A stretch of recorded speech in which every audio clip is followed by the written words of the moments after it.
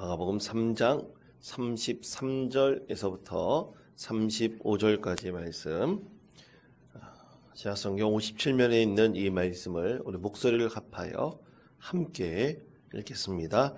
대답하시되 누가 내 어머니이며 동생들이냐 하시고 둘러 앉은 자들을 보시며 이르시되 내 어머니와 내 동생들을 보라. 누구든지 하나님의 뜻대로 행하는 자가 내 형제요 자매요 어머니이니라. 아멘. 할렐루야. 오늘 마지막 날까지 오셔서 하나님께 예배하는 여러분을 진심으로 축복합니다. 자, 우리 앞뒤 좌우 있는 분들과 이렇게 인사하겠습니다.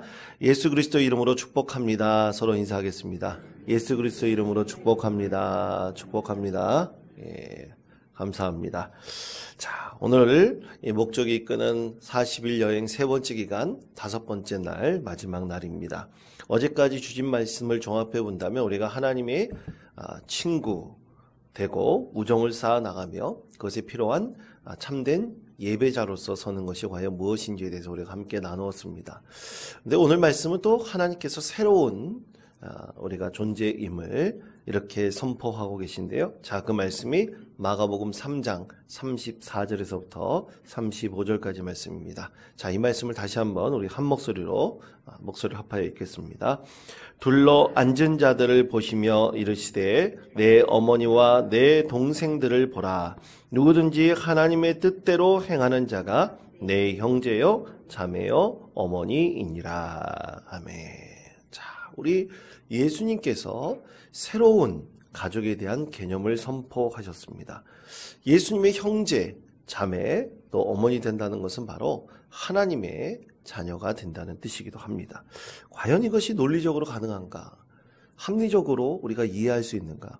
우리가 성경 말씀을 논리적으로, 합리적으로 이해한다는 것은 참으로 어렵습니다. 정말로 불가능한 것도 있습니다. 이렇게 우리가 예수님의 형제, 자매라고 예수님께서 선포하신 다음에 우리가 하나님의 가족이 되고 하나님의 자녀가 된다는 것, 우리가 논리적으로, 합리적으로 이해하는 것은 참으로 불가능합니다. 그런데 하나님께서는 분명히 이것을 혈연 관계로 맺어진 가족이 아님을 오늘 우리에게 분명하게 말씀을 하시며 거기에 반드시 전제되는 건 아주 중요한 하나, 하나님의 뜻대로 행하는 자라야 내 형제요 자매임을 분명하게 말씀을 하십니다. 자, 그렇다면 가족 때문에 분명한 목적이 있는데 이것이 바로 하나님의 뜻대로 행하는 것이다 라고 할 수 있습니다. 그러면 다 하나님의 뜻대로 행하는 가족이 될 수 있는가? 여러분 사진 한 장 보시기 바랍니다. 아주 행복한 모습의 청년들이 여기 사진에 있는데요. 참으로 좋아 보이지 않습니까? 설 명절, 추석 명절 때 청년들이 저렇게 모여서 전통적인 그 음식 차려진 것, 그런 것들을 만들어가면서 가장 행복한 모습을 보이고 있는데요. 자, 이 사진이 바로 신천 이 하나님의 교회가 자신들의 가족을 행복한 모습이라고 선전할 때 사용한 사진입니다. 일반적으로 보면 너무나 행복해 보이기도 하죠. 예, 사진 내려주시기 바랍니다. 자, 이 이단들이 자신들이 코로나 때 이렇게 모여서 예배할 수 없고 또 그렇게 예배당에 올 수 없으므로 서로 온라인 예배를 드리면서 우리는 하나님의 가족으로서 이렇게 행복하게 살아가고 있다는 것을 저렇게 홍보하였습니다. 여러분, 과연 그렇다면 이렇게 행복한 모습을 가지고 서로 자신들이 모이는 그 공동체 안에서 형제 자매로서 또 하나님의 가족이라고 그들이 선포하면서 행복한 모습, 행복한 삶을 살아간다면 다 그것이 하나님의 가족이 될 수 있습니까? 결코 그렇지 않습니다. 왜냐하면 그들은 하나님의 뜻대로 행하는 자들이 아니기 때문이며 그들은 멸망의 길로 걸어가고 있기 때문에 절대로 하나님의 가족이 될 수가 없습니다. 이 세상에 아무리 행복하고 그리고 잘되고 그리고 이 세상에서 복되게 산다 할지라도 절대 하나님의 가족이 될 수가 없습니다. 그러면 하나님의 가족의 삶은 과연 무엇일까요?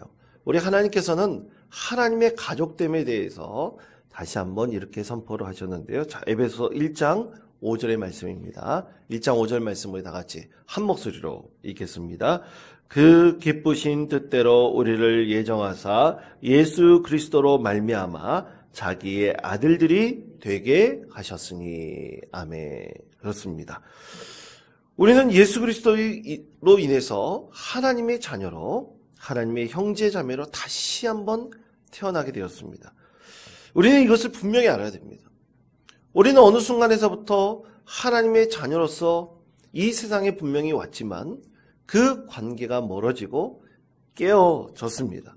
그러나 예수 그리스도께서 다시 한번 우리가 하나님의 가족됨을 회복시켜 주셨고, 우리는 예수님의 형제 자매가 된다는 것은 바로 하나님의 가족이 된다는 것을 분명하게 말씀을 하십니다. 자, 그렇다면 우리가 그렇게 하나님의 가족으로 신앙생활하고 하나님의 은혜 가운데 거하는데, 그러면 어떻게 가족이 될 수 있을까요? 가족 된다는 것은 과연 어떤 뜻이겠습니까? 그것은 첫 번째로 하나님의 가족이 될 때 받는 유익을 보시면 알 수 있습니다. 여러분, 우리가 가족이 되면 얻는 유익이 어떤 것이 있겠습니까? 여러분, 상식적으로 한번 생각해 볼까요? 가족이 되면 우리가 얻는 것이 어떤 것이 있을까요? 굉장히 많이 있겠죠. 그 중에서 대표적으로 두 가지만 뽑아본다면, 첫 번째로 재산 상속권입니다. 여러분, 가족이 되면 가장 먼저 받는 것이 재산을 상속받는 건 아니겠습니까? 두 번째로 가족의 성을 이어받게 됩니다. 여러분, 이 두 가지가 가족됨에 있어서 가장 대표적인 것이라 할 수 있습니다. 그런 재산을 상속받는다는 것, 여러분, 과거에 지금도 이제 그 법원에서 계속 계류 중에 있는 법 하나가 있는데, 전에도 말씀드렸듯이 구하라법이라는 법이 있습니다.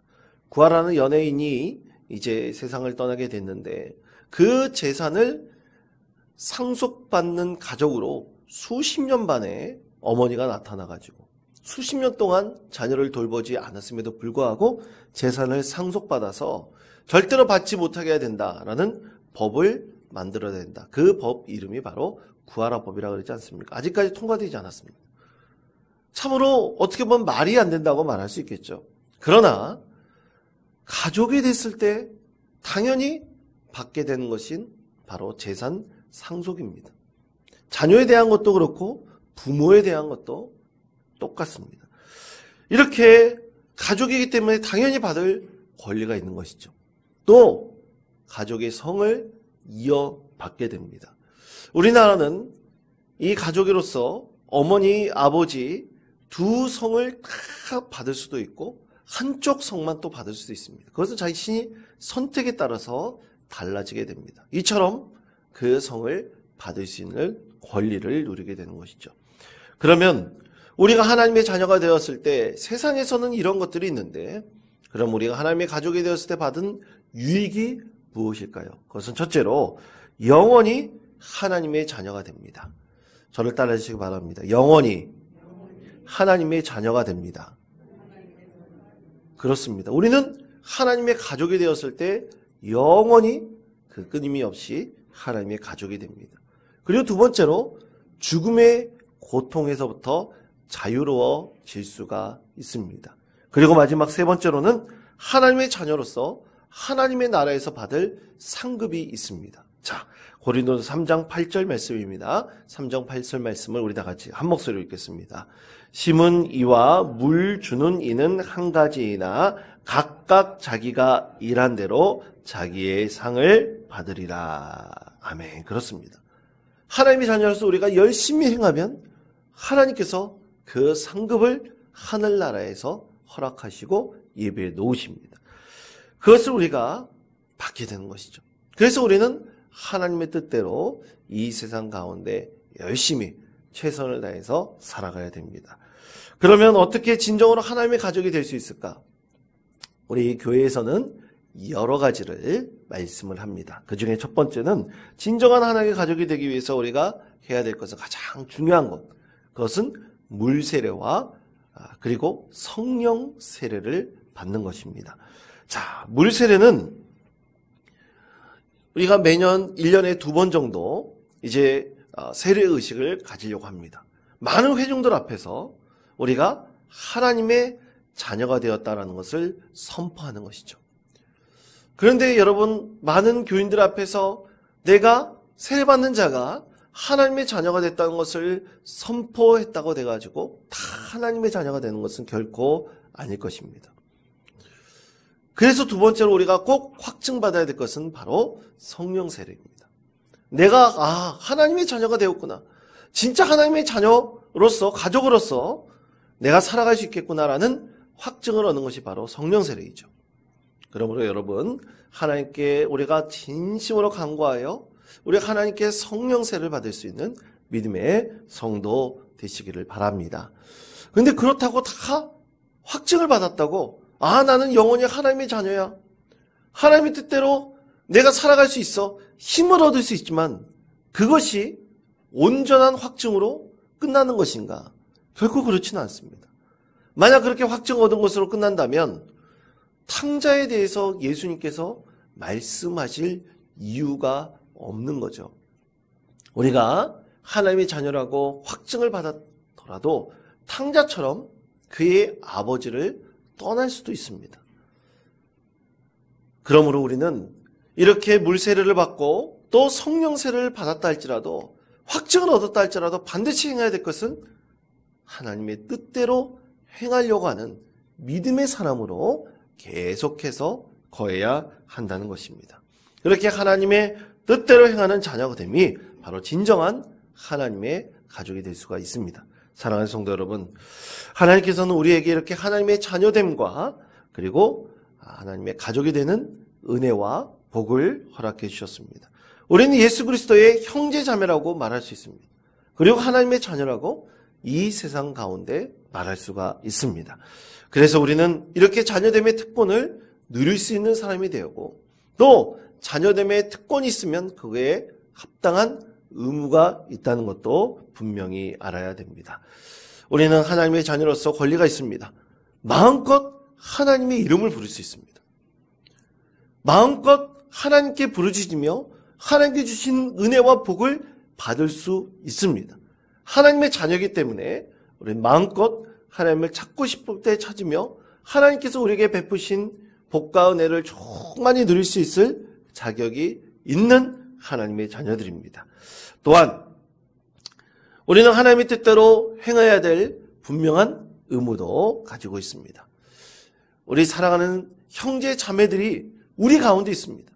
이것은 우리가 우리 혈연을 맺어진 가족이 아니라 예수 그리스도의 이름으로 구원받은 하나님의 자녀들이 형제 자매가 되어서 서로 아끼고 사랑하며 하나님의 뜻을 이룰 형제 자매들입니다. 그들에 대한 의무가 있습니다. 그것은 그들을 아껴주고 사랑하며 서로 하나님의 뜻을 이루며 격려하며 우리 모두 하나님의 자녀들의 기쁨과 은혜 가운데 거하는 것입니다.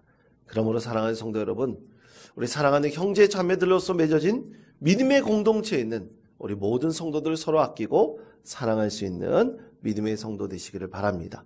그리고 하나님의 자녀로서 서로 사랑하며 아낄 때 주시는 그 은혜와 기쁨을 마음껏 누릴 수 있는 믿음의 성도 되시기를 바랍니다.